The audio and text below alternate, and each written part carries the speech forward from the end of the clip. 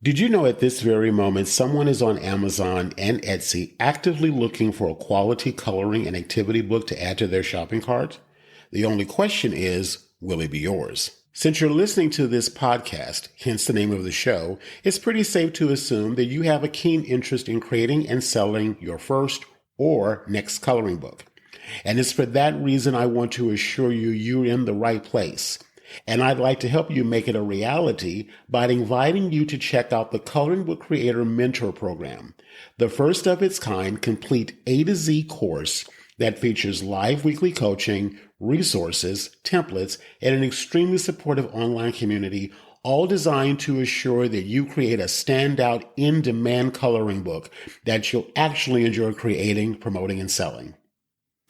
Imagine the feeling of knowing somewhere in the world someone is adding your beautiful new book to their shopping cart, investing in a piece of your creativity. Enrollment is open and you can get started by going to coloringbookcreatorcourse.com. That's coloringbookcreatorcourse.com. Welcome back to the special edition of the Coloring Book Creator Podcast. Over the next 10 episodes, I'm going to walk you through a 10-step roadmap I've created called Validate Your First or Next Coloring Book Idea Before You Make It.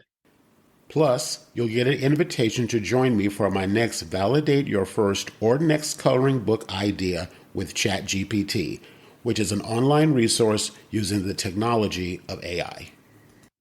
Now, if you've been listening to the previous episode, episode 1, I talked about how each episode is going to build upon the next. In the previous episode, episode 1, I talked about getting clear on what makes a coloring book idea more sellable than others.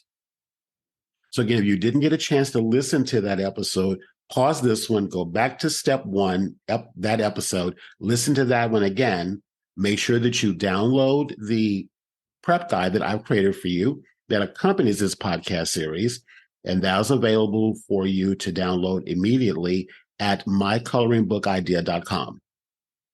All righty, so we're going to move right into step number 2, uncovering your own unique point of view and differentiation so your book stands out.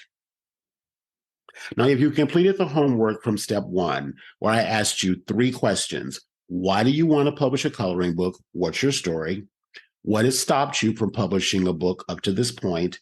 And third, and this is most important, in what ways will your book be a contribution to helping to make the world a better place? Now, if you didn't do that, again, I suggest that you pause this episode, go back and listen to step 1, and then come back over here. Assuming that you did, this is where it's important that getting clear on your interest is the foundation for uncovering your own point of view, your own point of differentiation. Now, in yesterday's episode, in the previous episode, I talked about what inspired my book, how I was inspired by inspirational quotes, how I was at a place in my life when I felt that, quite frankly, it was getting to be too late for me to fulfill a lot of my dreams that I wanted to do. And inspirational quotes helped to keep me motivated and inspired to keep going for my dreams. That and those things combined is what inspired the title, Never Too Late to Make It Happen, and the focus and structure of the book. But more importantly, how I talked about the book when I was out there, quote unquote, sharing it, letting people know about it, and inspiring them if it's the right person to want to purchase it. Now, one of my students that I've worked with in my Coloring Book Creator Mentor Program, she has a passion for tea. When she first approached me to become a part of my program, she said her passion is tea. And I asked her to drill down about that even more. And it was in that conversation that I realized that she also was a baker. She loved to bake, which is something I can connect to as well, because I also like to bake. So what we decided together to work on is creating a book that would incorporate her passion for tea, for journaling, and for baking. And as a result, and more specifically when I say tea, I mean afternoon tea or high tea, which is an experience in and of itself. So when we got clarity about that, she decided to create her first book called Tea and Me Time. And that book has now become a 3-part series book. She has 3 books of the same subject, all with different coloring pages, journal pages, and also recipes.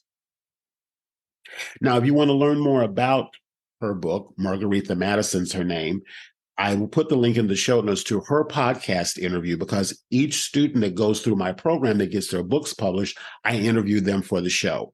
So you get an opportunity to listen to more of her story and get more depth.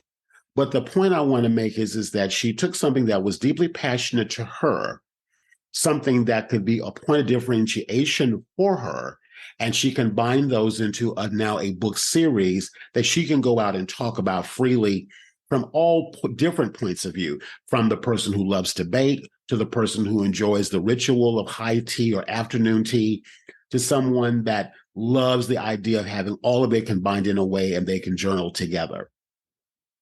Another one of my members, Michelle Wolf, has a passion for dogs. She is an advocate for animal rescue shelters and adopting dogs from animal rescue shelters as opposed to going to pet shops and things of that nature. She has rescued several dogs herself. Now, she's turned that passion into a series of what started out as coloring books, and that now is evolving into a subscription box where a select audience will be able to get a box delivered to them with books and all kinds of instructions specifically for people that are parents that have children that are asking for a puppy. She's developing a kit where that the child will be able to demonstrate their ability to be able to take some responsibility for the care of the new pet that they're asking for. So she's developing a whole new subscription box around that. And it's really exciting and it's coming together.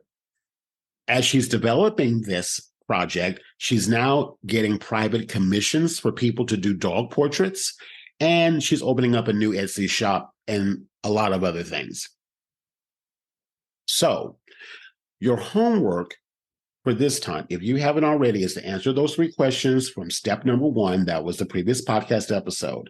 You've got to get clear about that first, because in this step, number 2, we're going to talk about getting to know your customer, or the who. Who is the book for? And be as detailed as possible. And also, too, these questions I'm asking you is also inside your prep guide. So do make sure you download that, because you'll see in section 2 of that prep guide, I say at the top, getting to know your customer, the who. And the questions that I'm asking you now in the podcast episode are already there for you to fill in the blanks. So again, you're going to ask yourself, who is the book for? Be as detailed as possible. Is it for dog lovers? Is it for people who enjoy baking and tea? Who is it for? Is it for people who want to be inspired and stay in a place of inspiration?